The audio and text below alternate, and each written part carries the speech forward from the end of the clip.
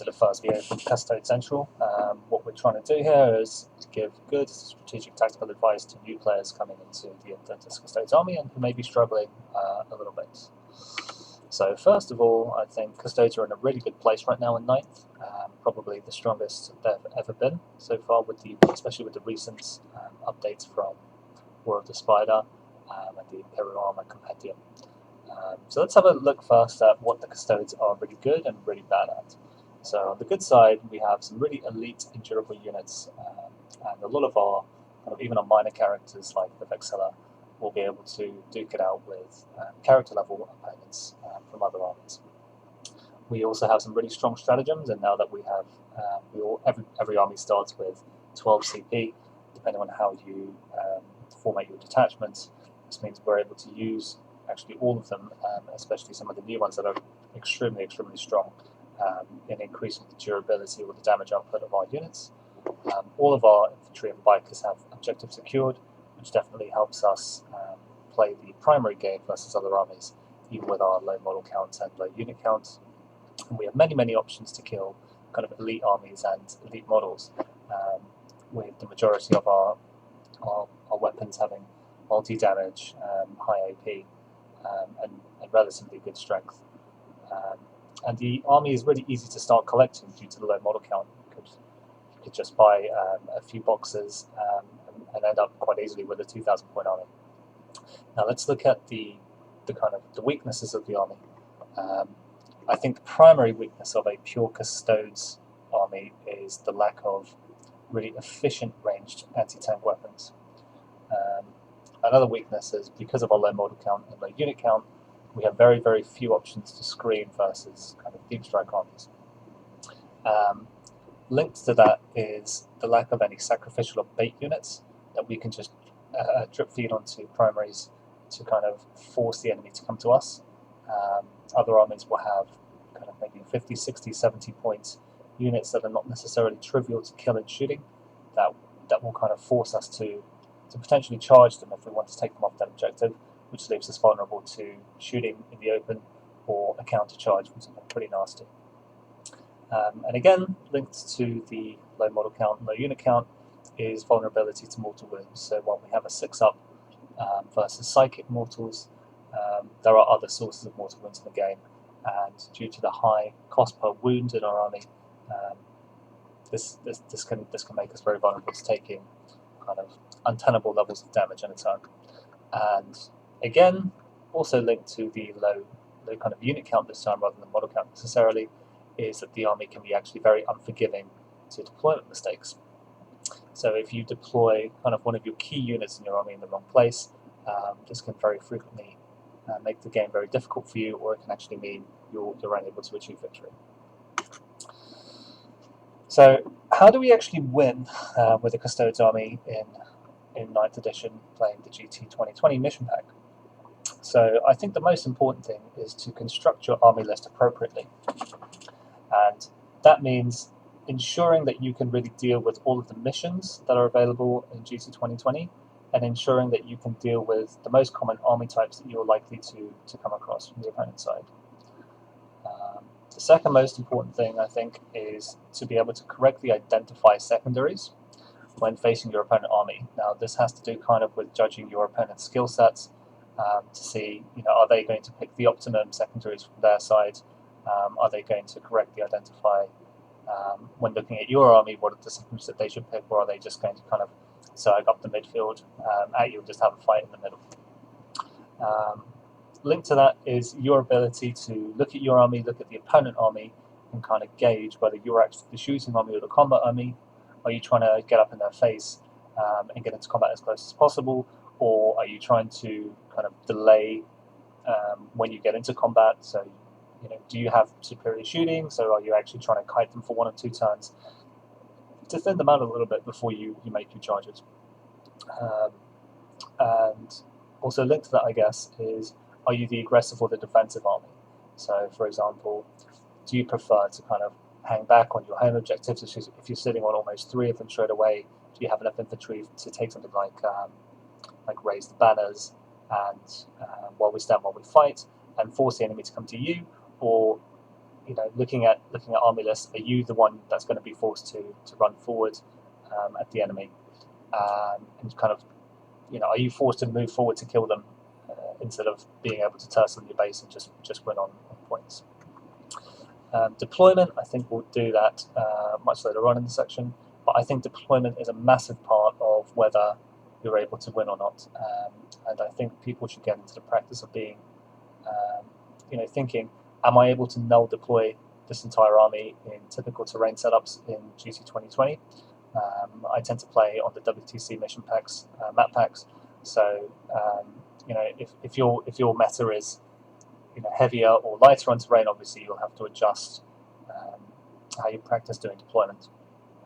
And I think the last kind of macro decision that you're going to have to make is whether you want to take first or second, assuming you win the roll-off. And I think this can actually be very, very important. While most of the data seems to show that armies typically tend to do significantly better in some cases going first, I don't think this is always the case with a Custodes army, simply due to the fact that you typically don't. When you think of Custodes, you think of them primarily as a combat army, and as such, you don't typically have that much very long-range shooting. And so, as a result, what can frequently happen is, the vast majority of your shooting is limited to, say, 24 inches, and against some armies, if you take first and you move forward to get your guns in range of 24 inches, that can actually result in you being actually in range of being charged turn one, which can be a disaster in some cases. So you need to really look at some of the matchups that you may run into and determine, is it actually better to go first or second if you get the choice. Now we look on to what I call the micro view on how to win games. Typically, with a low unit count and low model count, you're able to hide a really large majority of your army from line of sight in a lot of cases, depending on the terrain. And what you're really trying to do is engage a fraction of the opponent army with as much of your army as possible. So, for example, if you had a shooting army in Custodes, you'd be able to get most of your, let's say you're able to hide your army from at least half of the opponent army from line of sight from where they are now, and or where they would be typically able to move to reduce return damage. But from your perspective, your whole army or the majority of your army has good line of sight to targets that you're able to shoot, and ideally you would kill them so they're unable to return fire on their turn.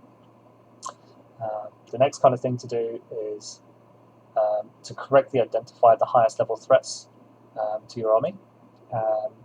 Now, there are kind of two typical ways that armies will play in 9th edition 2020 in GT 2020, and that is you either play the primary game and you sacrifice units and you try to survive till the end of the game and hope that your early lead in primaries allows you to win the game on points. And the second way of playing is to kind of not so much ignore the primaries, because you always want at minimum 5, and probably you want to be aiming for at least 10 primaries a turn. But you don't focus so much on the primary objectives, and you focus on trying to kill the units in the enemy army that are the biggest threat to you, so that you're able to kind of, quote unquote, go hot in the later turns and kind of clean up the map, take complete board dominance, and take all the primaries you want towards turn 4 and 5. Moving down this priority list, I think, is proper use of stratagems and CP management. I think this is going to very much depend on the army that you run, the units that you run, the synergy that you may have between units, and you have to really determine, do I need to focus more on survivability, or do I need to focus on damage output? And sometimes these will be linked, because sometimes you can just mitigate damage by killing more things in your turn to reduce return damage in the enemy turn. And CP management, you need to think, what does this army really need to do? Does it need CP to do everything that you need it to do? And this can be a consideration, especially when you start running multiple detachments, or if you decide to soup, for example. And the last kind of thing, I think, is using mobility to ensure engagement occurs on all terms. So what I mean by that is ensuring that you get the effective alpha strike.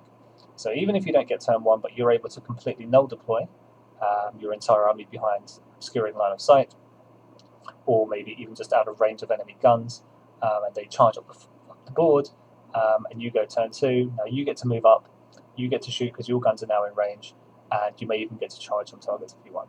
And ensuring that most of the engagement happen on our terms, it obviously makes the matchup much more favourable to us because it allows us to effectively get the first effective strike.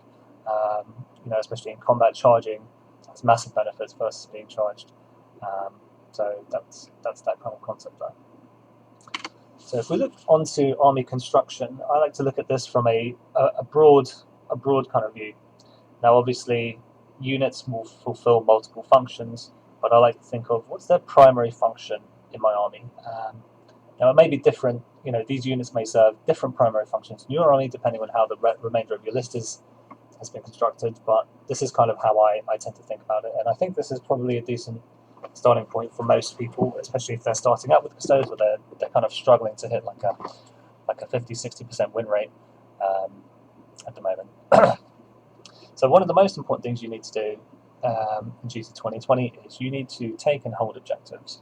And I think some of the best units to do that are Shield Guard, and you may mix in some spears with them, Sagittarium, just because they're quote unquote cheap, and they can provide some good backfire support, and they're able to use Ever Vigilant if anything wants to do like a speculative deep strike versus your backfield objective holders, and Sisters of Silence and or a Rhino.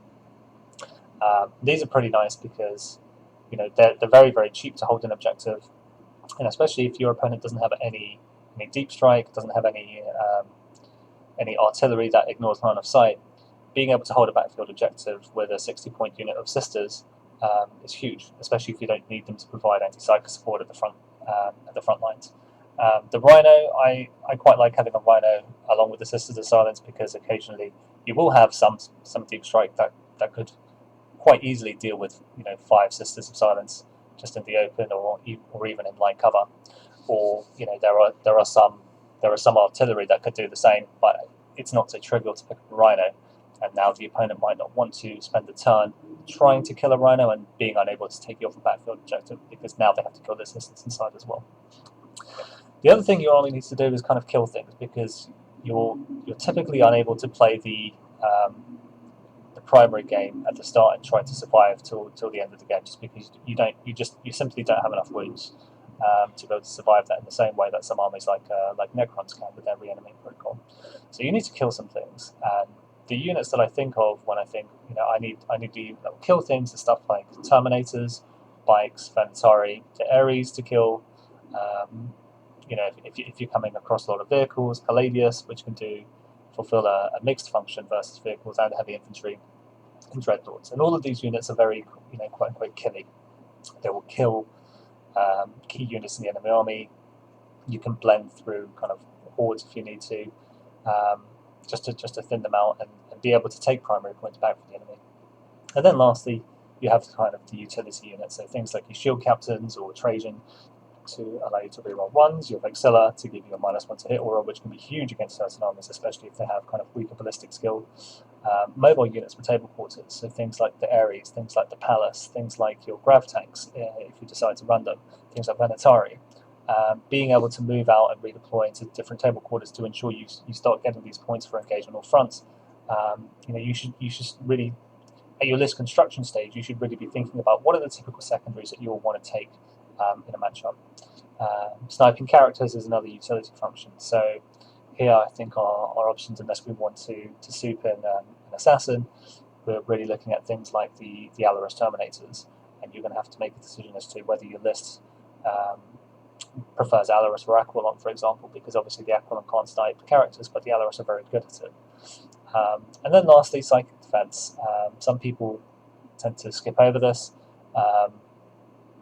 They just rely on things like Fortress of Willpower and the 6-up Feel No Pain versus Psychic Wounds, and then you can go the other way and you can start being a bit more proactive in your Psychic Defense and take a unit of Sisters in a Rhino that can really put a wrench in the plans of some armies. So again, looking at army construction, I say because you play in the GT 2020 mission pack, I prefer to build your army keeping the missions in mind. Now, key thing to kind of take away from this is that there are 5 missions out of 9 which have six primary objectives in it. 3 missions with 5 objectives, and only 1 mission with 4 objectives. Now, due to the way that Custodes is, with a low unit count, typically, if we draw battle lines for the mission, this is usually very favourable to us because it allows us to not have to commit too much to our back lines, and we can just rush everything forward to the middle of the map and just have a fight where almost our entire army is objective secured, which can be very favourable. But you need to keep in mind that a lot of the times you effectively start on your 3 home objectives, as does your opponent, and you don't need to fight so much in the middle. You need to decide whether you're going to play defensive or you're going to rush over to their side and try and take their primaries. And I think people should really build their army from the assumptions that you may end up on these in these missions where there are 6 objectives on either side. So let's have a really quick look through the missions to see the kind of scenarios you might end up in. So the first mission is mission 11. This is retrieval, and this is a 1-2 more mission for primary scoring. And as you can see, everybody starts with 1 objective in their deployment zone. Very, very close by, you have 2 objectives, and typically you would be able to kind of move, depending on where you deploy and where the terrain is. You'd be able to move something like, say, 2 or 3 inches, and you'd be able to deploy banners if you wanted to on turn 1. And it wouldn't be impossible, but it would be difficult for most armies to kind of get to your 2 kind of, let's say, your objectives here after you planted a banner. Minimize losses is an interesting secondary that you can take depending on your army composition, because obviously it's not that easy to finish off a unit of Custodes depending on kind of which units you've taken and your squad size. So now let's move on to Scorched Earth. This is again a 6 primary mission. You start with 2 this time, so if you did want to take Raise the Banners, you'd typically be getting 10 points. You get 2 points turn 2, 3, 4, 5, and then 2 at the end, assuming you manage to hold on to 2 home objectives. And kind of if you didn't manage to hold on to 2 home objectives, it typically indicates that you haven't been winning the game, unless you've gone for a heavy deep strike army where you're trying to take your opponent's deployment primaries instead of fighting for the ones in the middle. I don't typically like Raise as the mission secondary because, I mean, unless you're really building your entire army to deep strike a significant amount, and the enemy is unable to screen, and you're able to get your deep strikes off into your opponent's deployment zones, it's not something you're going to be typically doing unless you tend to be already winning by quite a significant margin in the matchup. And I don't typically like these win more secondaries because you prefer a secondary that could get you back into the game if you happen to be losing. So the third mission is Vital Intelligence. So this is kind of a good example of why you want to be able to take and hold kind of three primary objectives. So in this case, everybody starts with 1 objective kind of deep within their own deployment zone, and you're forced to fight it out for 4 objectives in the middle.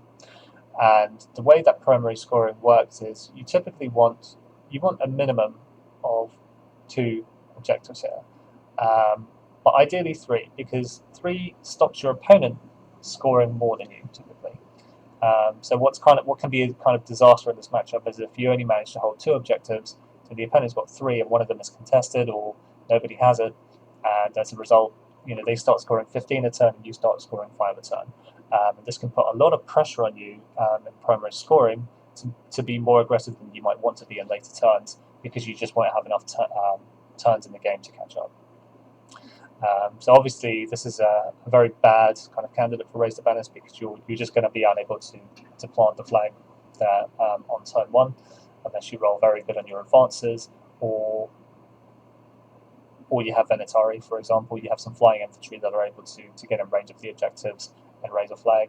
Also, if you do manage to get there and you raise a flag, obviously it means you haven't done any shooting, and you are typically in range of being shot or charged, etc., which is not a great way to start the game. Data intercepts you could think about for a secondary as the mission specific, but again, it's kind of risky, I think, because unless you're winning, you're unlikely to max it out, because you can't score it on turn 1. You have to always wait a turn to score it, and the maximum you'd be scoring here is 15 if you hold three. If you manage to hold 3 primaries every single turn, and you were able to have a squad that was able to do the action for data intercept, and that was never interrupted by anything. So now we move on to mission 21, Surround and Destroy. This is very similar to Scorched Earth in the sense that you both start with 2 objectives in your own deployment zone, and you have to fight it out for the 2 in the middle. So again, raise the banners is okay here. Surround them, I think, is again more of a win secondary. So you can think about, you can start, looking at these missions and the kind of distances that you're looking at. You can see why it's very advantageous for certain armies to have kind of what I call the infiltrating units that can start in the middle of the board and immediately be scoring turn 1 without having to move there or advance there. And what they can force you to do is force you to make a decision on your turn 1. Do you apply firepower and or close combat power to taking them typically off very cheap units that are scoring primary points turn 1, or do you want to focus them towards your opponent's kind of more killer units? So for example, here, if you had something like a palace, or again other fast infantry, or units that allow you to kind of score the objective from turn 1, and the opponent doesn't have a fast army, they're unable to reach you, or you'd have some line of sight obscuring terrain between your units and the objective. This can already put you very far in front in terms of scoring. Battle lines, this is a nice one for Custodes generally because you both start with only 1 of the objectives, and there's only 2 objectives in the middle to really fight for. And you don't really need to try and win all 4 primaries. If you just wanted to in the middle and held your own, you'd probably be crushing in this game. So again, it's a bad candidate for Raise the Banners. And Vital Ground can be good. Let's say you held just one of the objectives in the middle for 5 turns. This would get you 8 points, and if you manage to hold the other one for like 1 or 2 turns in the game, you could start getting like 10, 12 points for it. And if you have some deep strikes and you think, look, the opponent doesn't have enough units to spread out and properly hold their backfield, you can think about deep striking some units like, let's say, Venatari or some Terminators to kind of sweep up the backfield. And if you were able to do that against the opponent army, that would obviously put you in a very good spot. So let's look at the scouring. You don't start with any objectives here, and you're kind of duking it out in the middle. Strategic scan I don't think is really great for Custodes because your units tend to be pretty expensive, even if you have, let's say, if you had just 1 unit of Sisters, for example, that was able to do it. Because you can't strategic scan the same primary and you have to kind of move them around, it typically means you're going to have to spend to commit a unit that's probably worth at least 150 points towards doing a strategic scan, which typically isn't good for Custodes because your units are so expensive. You really need them to be doing some sort of damage output in the game every single time. Now we look at Overrun. Now again, you can see while you don't start with 3 objectives, they are very, very close to your deployment zone. This is a great candidate for Raise the Banners. It's going to be pretty hard for your opponent to get to them in turn 1, and especially if you're going first. If your opponent's managed near null deployment, you might have nothing to shoot anyway, so your opportunity cost for actually raising the banners as an action isn't that bad.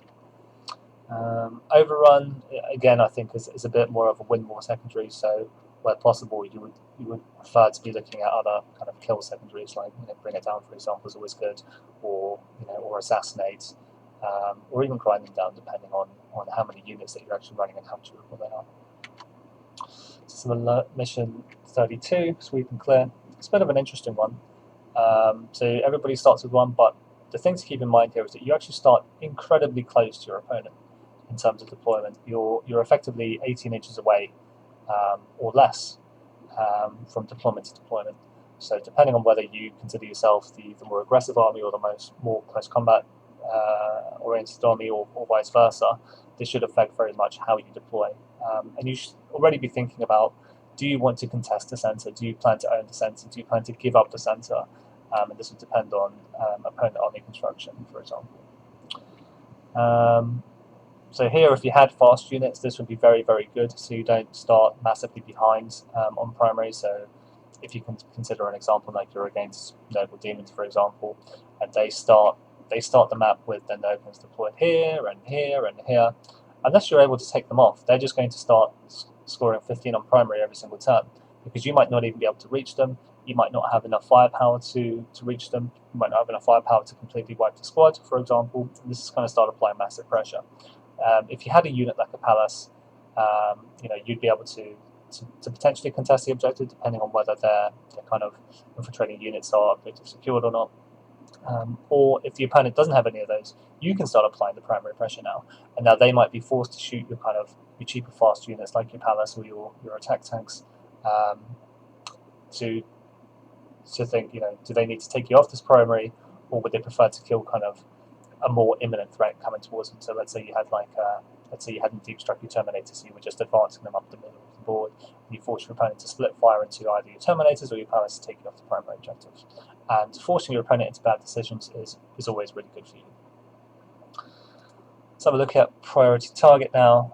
This is a bit of an interesting one because you have to move your primaries in the game, and again, you should think back to: are you the shooting army? Are you the combat army? How is this going to go? Do you have deep strikers? Do you want to move? Do you want to move the kind of objectives to somewhere that gives you space to deep strike if you want to? This might even mean pushing the objective more into the opponent deployment zone, for example, to kind of stretch out your opponent army to be able to cover both if they need to. Here, priority target is just an automatic secondary. Kind of as long as you hold your home objective all game, you just get a free 15 points. And typically, if you lose that, you tend to lose the game anyway. So, kind of, what are the most important inclusions to draw after looking through the GT 2020 mission pack? And that is, you will always get between 1 and 3 primaries, kind of quote unquote for free on turn 1. And so, how I like to think about this is, you always want to build your list to be able to take and hold 3 primaries reliably. Now, what does holding 3 primaries reliably mean? You could take a view that if you took 3 minimum units of Sisters of Silence, you can hold 3 primary objectives. But I don't think that's holding it reliably, because if you think about typical speculative deep strikers, you could have a unit of 3 interceptors, for example, with plasma, or even with the heavy bolters. They'd probably very, very reliably take 5 Sisters of Silence off them. But if you had 3 Shield Guard or 3 Sag on them, or even like Sisters and a Rhino, they're going to have to commit quite a lot to taking you off of these primaries. Now, that's not to say you always have to be able to survive taking them off. If the opponent commits a larger force, a larger deep strike unit to do that, that could be absolutely fine, as long as you're able to counterpunch and kind of really punish your opponent for committing that many points or those very effective units to take you off a primary. So the reason why you want to be able to take and hold 3 primaries is not even necessarily to be winning on the primary mission. It's also so that you can do it if you end up in a position to do it, but also mainly to prevent your opponent from scoring more. So typically what you want to be trying to do as Custodes in most matchups is score at least 10 points every turn for primary in the early turns, so you don't end up too far behind, and you're able to still max out primaries if at all possible, or at least kind of reach 40 points area for primaries. So obviously, yes, knowing that more than half the missions contain 6 primaries is kind of the reason why you want to be able to take and hold 3 primary objectives reliably, and understanding that having some fast units can be extremely useful to grab objectives early. And again, I think this is kind of going to depend a lot on your opponent meta, who you're playing with, who you're playing against. Do they also have fast units? Do they not? Do you necessarily care about that? Do you prefer just to both kind of run your armies up the middle of the board and fight it out, and then whatever happens. But I think understanding that having some fast units to apply primary pressure can be huge in certain matchups, because, for example, let's say you have a unit of bikes and they don't have any good targets to shoot or charge, especially if you go first, and you have good obscuring terrain in the middle of the board, which happens to be on an objective. If you could just auto advance from 20 to the middle of the board, and your opponent is not going to be able to get good lines of sight in their turn to even shoot you because of the way that the terrain and the objective is located. Now going turn 2, you've already scored this this primary in the middle of the board, let's say, and now almost everything is within your threat range with your right except fly, because you can move 14 and shoot 24, you can move 14 and charge, and this creates a huge bubble, you know, what I would call like area of denial. Although you do have to always consider the counter punch back, but this gives you massive map control, for example. And yeah, I think we've already talked from the importance of holding your home primaries as cheaply as possible. So while you could very reliably hold you know, your home primaries with a unit of Terminators, for example, it's kind of, in my view, it's a pretty expensive way of doing it. And typically, you'd want your Terminators moving up every turn to be able to start killing things as soon as possible. So now we start thinking about the different ideologies that exist in terms of army construction. So you can try and create take all comers lists, which allows you to deal with kind of almost every single kind of army matchup. And while some of them won't be favourable, you'll never have kind of a blowout game where, you know, it's an automatic loss because you could have done nothing effective to the opponent army just because your army is so skewed towards some specific matchups, and this is a very bad one. The other kind of way of constructing an army is you have a look at your opponent meta and you realise it's not a spread of all the potential matchups that can exist, for example.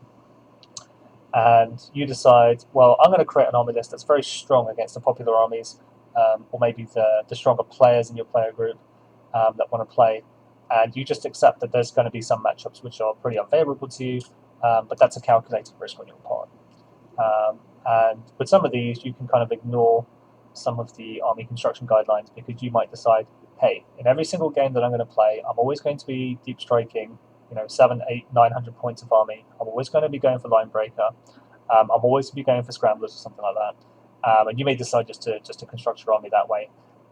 But I think you should probably leave that until you become a bit more comfortable with your army, especially if you're struggling with Custodes at the moment. The third kind of approach, which in my mind is not really an approach, is just, you know, you don't really need to consider these things, and you just kind of create an army of units that seem fun, and then you just kind of play out your games. And there's nothing really wrong with that. If you're not going into a tournament to try and have good results, you're just trying to play games. But I would say even if you do that, make sure you kind of keep notes of your games. You know, go back to the macro and micro considerations, like why did you win this matchup, why did you lose this matchup, and don't focus so much on the dice. You know, if you had a bad roll on damage, or you know, if you kind of missed a 4-inch charge or something like that, these aren't kind of key considerations. Although, you know, sometimes it might be, you know, that might really be the reason why you lost the game. But typically, the reason why you lost the game happened at a much earlier stage in terms of, you know, army construction, secondary choices, deployment, things like that. And these are the reasons why I call these the macro decisions to make in your in terms of piloting Custodes as well as possible. So I'm going to go through a list of potential problem scenarios that Custodes might face, but I want to kind of caveat these problems. So there's going to be quite a large list of potential problematic matchups for Custodes. But you have to keep in mind, you don't need to be able to deal with every potential scenario, because you might not face every potential scenario. You know, your player group just might only have 2 or 3 of these within it, and these are the only ones you need to worry about, and you can kind of ignore some of the others. And the other thing to keep in mind is you can ignore some of these problems if you want. This kind of goes back to accepting some certain matchups that are bad because you've made a calculated decision that the matchup doesn't occur very often, for example. Then obviously don't feel obliged to run certain units because you know it's the most effective. Just, you know, always keep in mind that the game is supposed to be fun. So if you have a specific unit that you just love to run, irrespective of whether, you know, the internet tells you it's the strongest unit or it's a bad unit, etc., just, you know, just run whatever you want to ensure that you have fun in your game. Because if you're not having fun in your game, what are you even doing? And also, having fun in your game typically helps your opponent have fun in their game, and you always want to be a fun player to play against. So let's have a look at some of the the potentially difficult matchups for Custodes, and I've kind of broken these down. This is not to say there are not additional difficult matchups, but these are the ones that I've found after playing between, well, let's say just under 200 games with Custodes in ninth.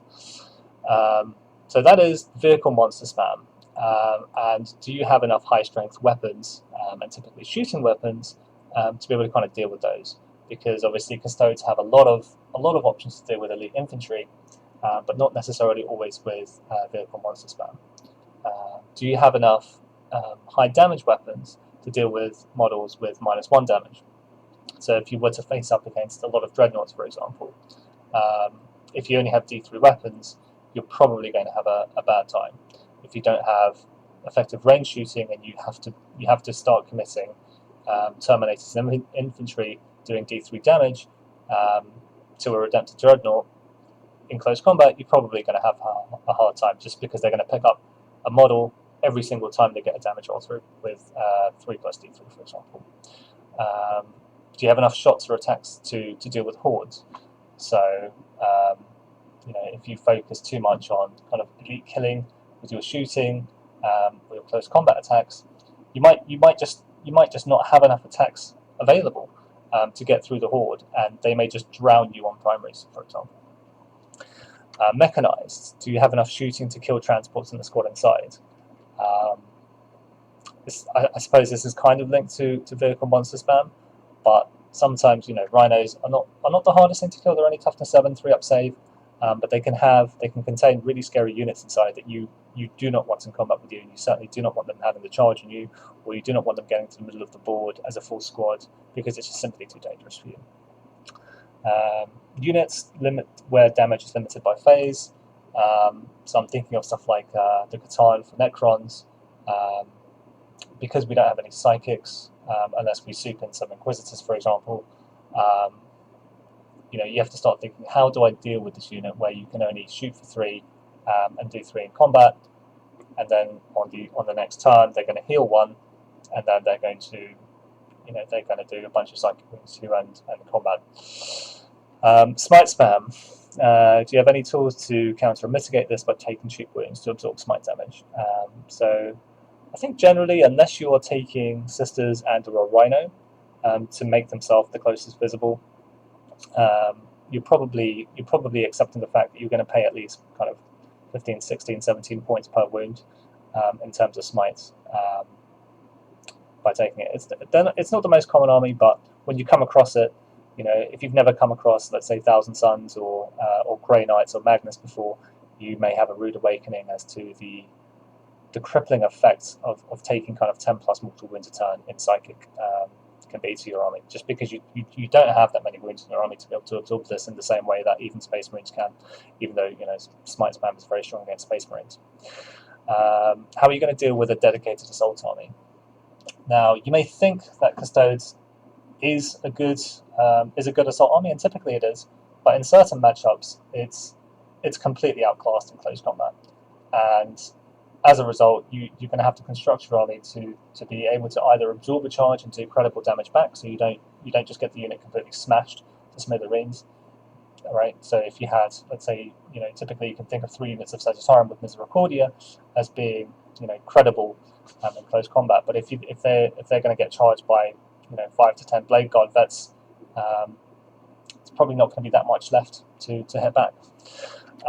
So the other kind of option to deal with that is to take enough shooting in your army. So while they're rushing towards you, you're able to kind of thin them out a bit to make the charge more manageable, or so you can kind of grind them out through attrition if you need to.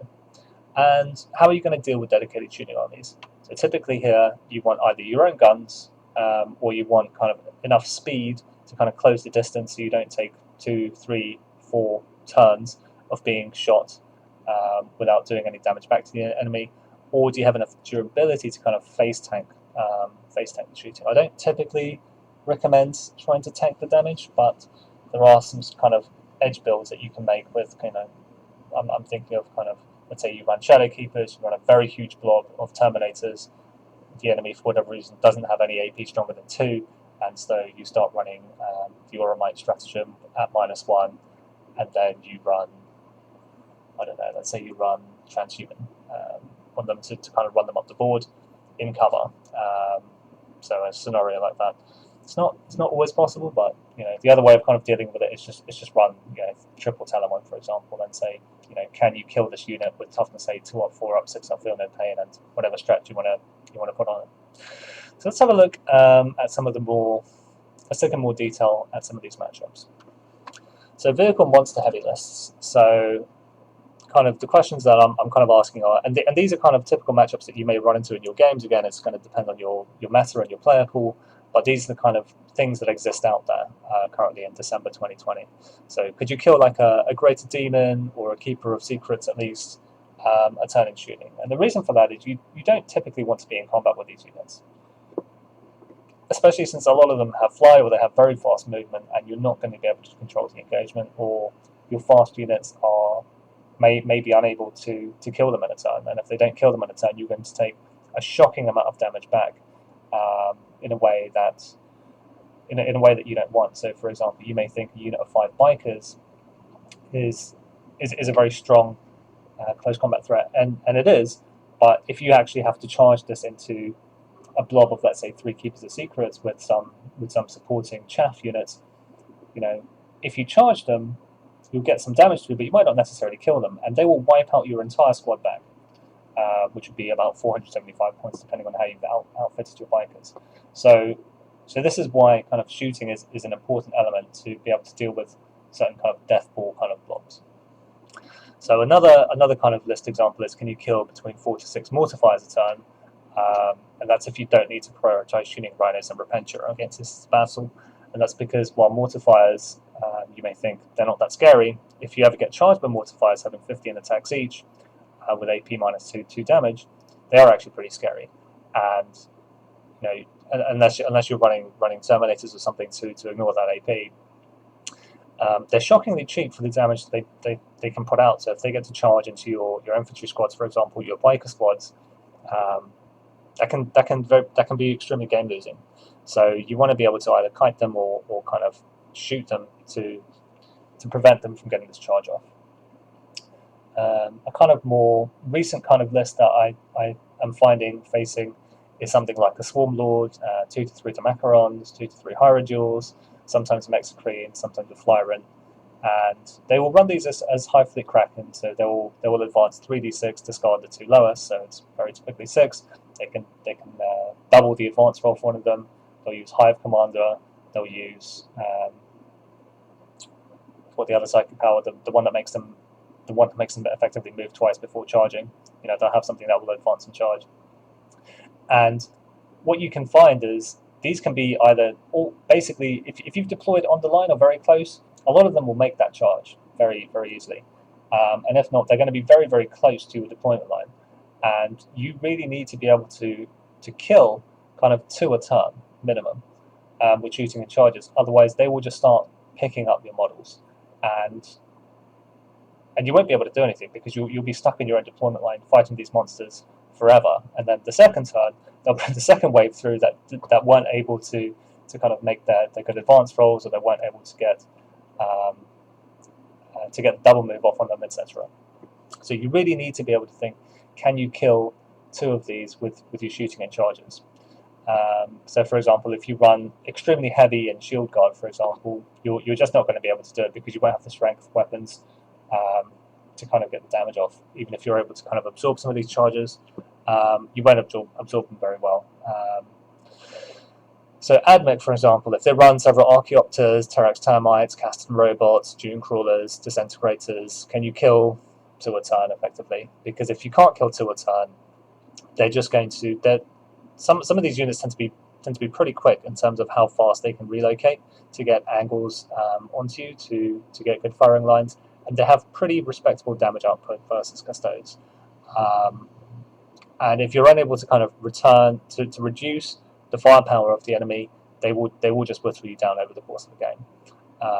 So whether you're going to deal with that by being speed, by being fast, to be able to engage them, to stop them shooting as soon as possible, or being durable, or have some guns back. So Space Marines, for example, might run multiple Dreadnoughts, And if they run multiple dreadnoughts, often they're taking Psychic Fortress for a 5-up invul. And then on top of that, sometimes they're running, While We Stand We Fight. So they really force you to kind of have to kill them. Otherwise, you're just giving them, 15 points in While We Stand We Fight points, which can again be game losing. So you have to think, can you deal with killing multiple dreadnoughts if you need to on a list? Astra Militarum tend not to be the most competitive at the moment, maybe after they get a new codex. But every once in a while, you run into a player that is running heavy tank spam. So, they'll run like 3 tank commanders, they'll run some other Lehman Russ in their heavy supports, and they'll run, some anti-ports with full payload. And if you can't kill the Land Raiders, because they're shooting twice with, I think it's grinding advance, some of them might have demolisher cannons. If they can get line of sight to your squads, they will pick them up. So you need to be able to take out some of these heavy guns in Astra Militarum if you come across the list.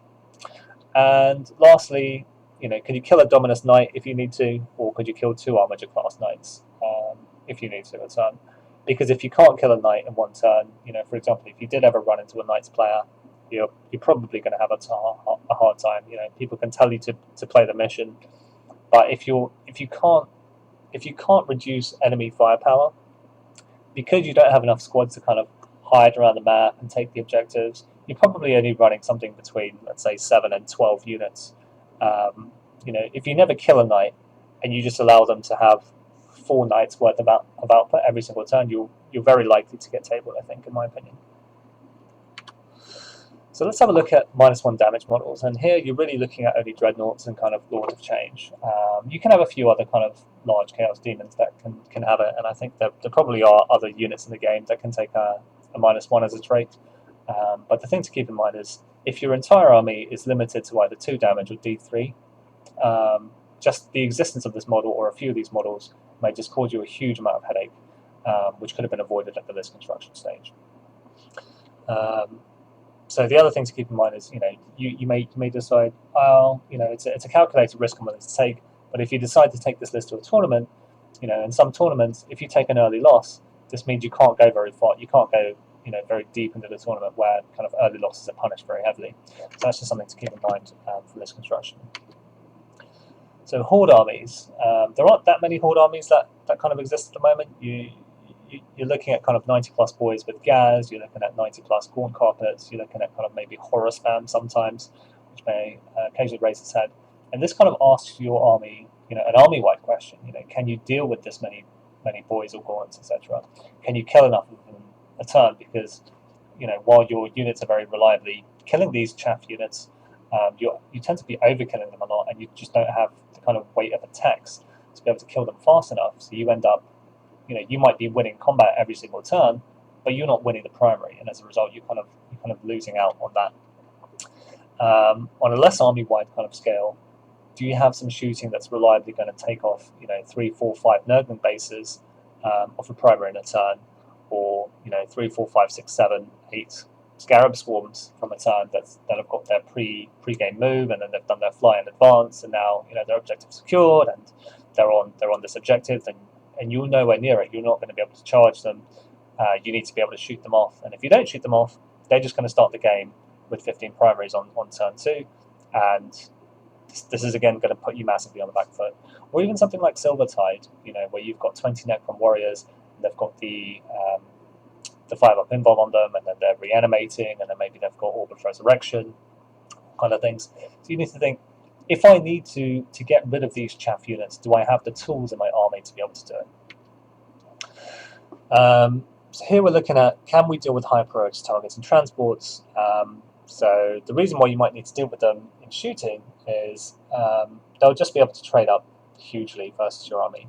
So the kind of squads I'm thinking about are Sisters Repentia and a Rhino, Fulgurite Electro Priests, Blade Guards.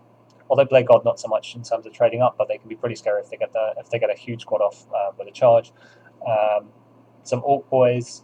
The Orc Boys aren't necessarily always so super scary, depending on whether they're knobs with the Killer Claws or not. But typically, it's going to allow them to trade up if they get a charge off, especially because they'll always have kind of one kind of knob inside the unit that has decent close combat, and it's just going to allow them to train up, because until you kill the last boy, you're not going to be able to get rid of that weapon.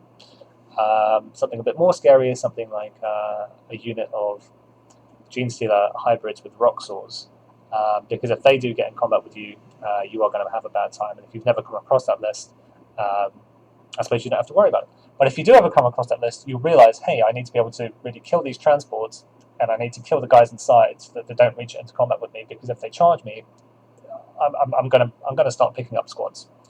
Or something like Corn Berserkers in a Rhino. So the reason why you want shooting is you want to be able to shoot the transport, and you also ideally want to be able to shoot the stuff inside, because sometimes you'll end up in a spot where you can shoot the transport to allow the contents to be charged in your turn, but that might mean your units are now stuck in the open without cover, so they can be shot or they can be countercharged.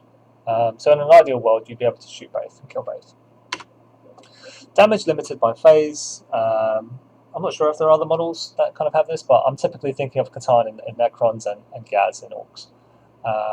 So you have to really start thinking, am I going to kill them this game, or am I going to ignore them all game? And that is a legitimate way of dealing with these units, because we don't have access to Mortal Wound in the Psychic phase. So there are a limited number of ways we can kind of do this. I'm not. There's probably a few more that I've missed, but kind of the ones that come to mind are Mortal Wounds in the bombing phase with the Ares and movement, Overwatch in the opponent's charge phase, combat when it's not your turn. So this means you either need to be able to interrupt using CP, or you have to be able to absorb the hits and have enough stuff live to do the damage back, or fight shoot on death using stratagems. So this could be like a character in close combat typically, or let's say a vehicle that has been killed, and you get to make your one weapon shot at full profile. Or the other option is to kind of shoot them over multiple turns, and then have the turn where you shoot and charge them for the kill. And keep in mind, if you do want to shoot them over multiple turns, you're going to need to have angles to shoot them. So if you don't have kind of fast moving units available on the flanks, you might not ever get an angle to shoot them, and they might just be able to run from cover to cover, completely out of line of sight to you, until they just charge you on turn 2 or 3.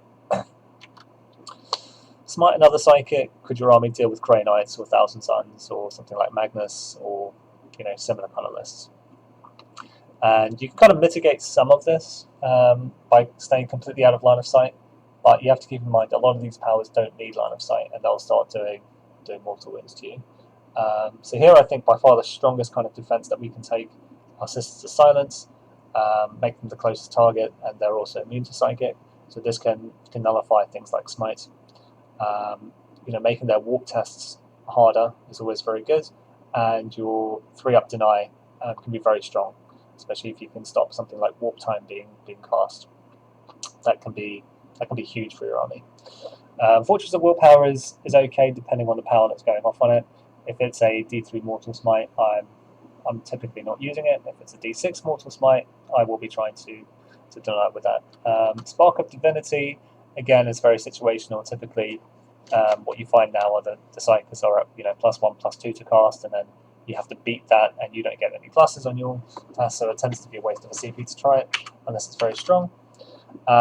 If you happen to have Impregnable Mind as a warlord trait, that can be a credible kind of amount of defense in your list, but it's not going to help you as much as having something like Sisters of Silence will, or even a Rhino, to kind of absorb the Smite damage. So the reason I like to run Sisters of Silence in a Rhino in kind of almost every list that I run is if you run into kind of Smite problems or Mortal Wound problems, like even against Nightbringer, for example, you're able to just rush this up the board as almost a sacrifice unit. It is a sacrifice unit, and you're just trying to make this the closest visible target, so it eats all the Smites. You don't mind your Rhino eating all these Smites because it's very cheap in terms of points per wound compared to having your even your Shield Guard or Sagittarium or anything else absorbing these Smites. So dedicated assault armies, can you deal with them? So could you deal with kind of triple keeper of secret spam from Slanesh with Fiends? Could you deal with White Scars, Blood Angels, Space Wolves, kind of rush lists? especially if they have kind of fight last abilities and auras. And could your army deal with mass deep strike like Untitled Cult, where they can actually deep strike an incredible amount of their army, and because of the way that Custodes are set up, you're unable to really screen your expensive units, and you may just end up absorbing, 3 or 4 charges from units with rock swords, which is not going to go well. Even with your interrupts, it's not going to go well because they will trade up so massively against you. You will lose, like a third of your army in that one turn. So keep in mind they're rather highly mobile in terms of movement, advance and charge, just base high movement because they have jump packs, or they've got psychic powers that lets them kind of move faster, things like that. So you need to really be able to absorb a charge and do significant damage back, or you need a really good counter charge force, or you need good shooting to reduce the amount of damage you take when they do charge you, or you need to be able to screen your units. And when you come across these dedicated assault armies, I think it's if you've never come across it before, I think it's very eye-opening in terms of what you may have thought of Custodes as an assault army, but when you face a real assault army, you realize you cannot fight on their terms. And this kind of pushes you towards the conclusion that your Custodes army really does need some real guns in the army. So dedicating shooting armies, you don't really tend to see competitive tail anymore.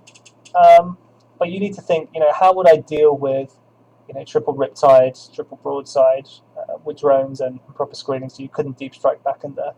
Are you going to be able to advance up the board fast enough? Are you going to be durable enough to do it? Do you have something like a Vexilla to give you that -1? Because against armies like Tau, they're usually hitting on 4s, putting them on 5s is like a 50% reduction in damage coming in. And especially if you turn off rerolls, this tends to be what cripples Tau. So if you come across a very, very shooty Tau list and you don't have a Vexilla, for example, you're going to miss it in those games. So can your army deal with an Admech Core Castle? This is again kind of the same thing with the can you deal with a lot of vehicles? If they're running multiple disintegrators and dune crawlers, for example, or the robots, how are you going to deal with that? Could you deal with a different kind of Sisters of Battle army list, which is just running a lot of Retributors and a lot of multi-melters? Could you deal with an Ultramarines gunline army? So if they wanted to play very defensively, and you imagine yourself on a 6 objective map where you both sit on 3, and they decide they're never going to advance, they're going to take while we fight we stand, and they're just going to babysit their characters. They're going to be completely screened out and bubble wrapped to the back.